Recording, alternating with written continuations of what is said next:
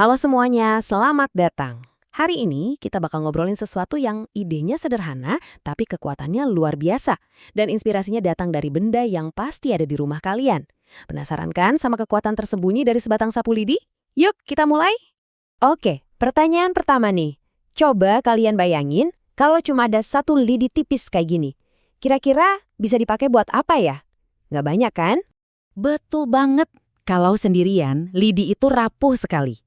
Ditekan sedikit aja, krek, langsung patah. Lemah dan yang nggak terlalu berguna. Terus, gimana kalau kita nggak cuma punya satu lidi, tapi ada banyak banget, puluhan bahkan ratusan. Terus kita ikat jadi satu. Nah, apa yang bakal terjadi? Nah, ini dia keajaibannya. Pas mereka disatukan, lidi-lidi yang tadinya lemah itu berubah jadi sapu lidi yang kuat. Jadi, alat yang berguna banget buat bersih-bersih. Ini inti dari pembahasan kita hari ini. Jadi, perumpamaan sapu lidi ini pas banget buat ngegambarin konsep persatuan. Dan ini bukan sekedar ide biasa loh, tapi ini adalah jantung dari sila ketiga Pancasila kita, yaitu Persatuan Indonesia.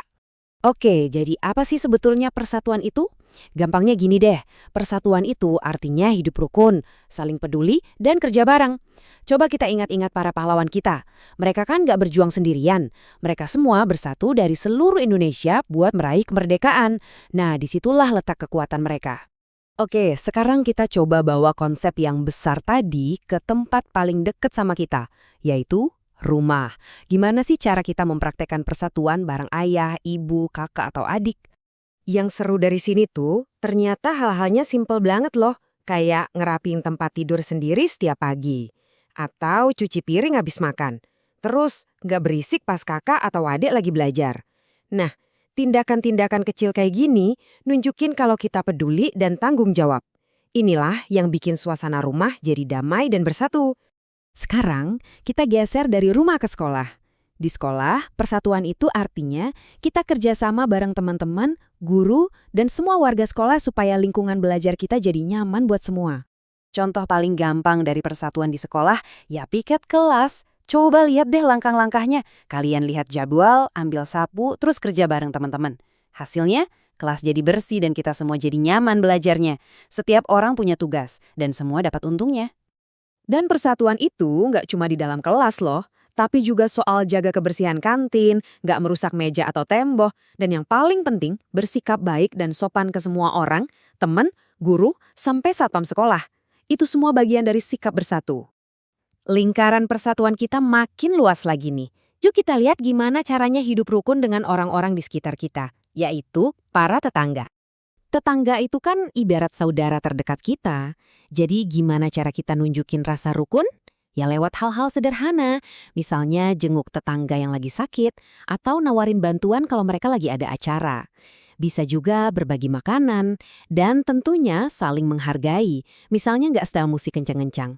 Semuanya tentang kepedulian. Di Indonesia, kita punya satu kata yang keren banget untuk semangat ini. Gotong royong. Ini adalah semangat kerja bareng buat kebaikan bersama.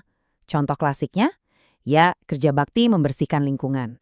Semua ikut bantu, dan hasilnya semua bisa menikmati lingkungan yang lebih bersih dan nyaman. Oke, kita udah lihat persatuan di rumah, di sekolah, dan di lingkungan sekitar. Sekarang kita simpulkan ya, kenapa sih semua ini penting banget? Apa untungnya buat kita kalau kita bersatu? Nah, di sini kelihatan jelas banget bedanya. Kalau kita kerja sendirian, rasanya tuh berat, lama, dan capek banget. Tapi coba lihat sebelahnya. Kalau kita kerja bareng-bareng, pekerjaan yang sama jadi terasa ringan, selesainya lebih cepat, dan malah jadi seru dan menyenangkan loh. Itulah hebatnya kekuatan persatuan. Tentu saja, selain tahu apa yang harus kita lakukan, kita juga harus tahu apa yang jangan dilakukan. Misalnya nih, jangan cuma nontonin teman-teman lagi kerja bakti. Ayo ikut bantu. Terus, jangan buang sampah sembarangan. Perbuatan-perbuatan kayak gini bisa merusak semangat kebersamaan. Jadi intinya adalah, jadilah bagian dari solusi, bukan masalah. Jadi, kita kembali lagi ke awal, ingat terus ya perumpamaan sapu lidi ini, kalau sendirian kita mungkin rapuh, tapi kalau bersama-sama dalam persatuan, kita jadi kuat, tangguh, dan bisa mencapai hal-hal yang luar biasa. Dan sekarang, aku tinggalin kalian dengan satu pertanyaan ini. Coba pikirkan harimu nanti. Di rumah, di sekolah, atau dimanapun. Kira-kira, apa satu hal kecil yang bisa kamu lakukan hari ini untuk jadi bagian dari sapu lidi yang kuat itu? Terima kasih